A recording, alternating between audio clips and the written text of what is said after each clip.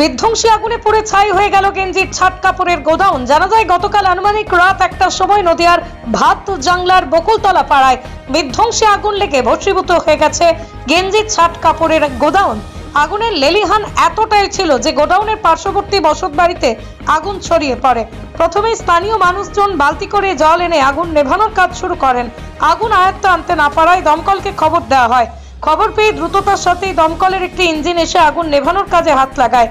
একটি ইঞ্জিন দ্বারা আগুন নেভাতে সক্ষম না হতে পরে আরো দুটি ইঞ্জিন নিয়ে আসা হয়।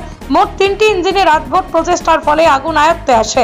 গেঞ্জির কাপড়ের মধ্যে এখনো কোথাও আগুন লেগে আছে কিনা তা খতিয়ে দেখেছে দমকলের কর্মীরা।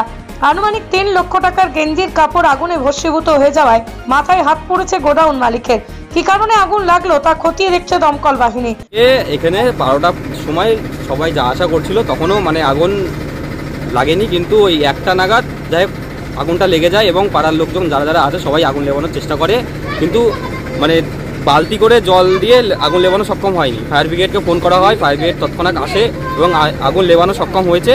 এবং এখনও যে কাপড়গুলো রয়েছে জমা তার নিচে রয়েছে আগুন, এবং সেটাকে টেনে এদিক ওদিক করতে পারলে আগুনটা যাই হোক লেবানো সক্ষম হবে। আর ক্ষতির পরিমাণ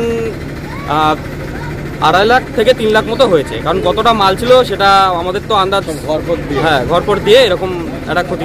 তোমার নাম? আমার নাম Amit Sarkar. Bureau report, Arong news, Nadia.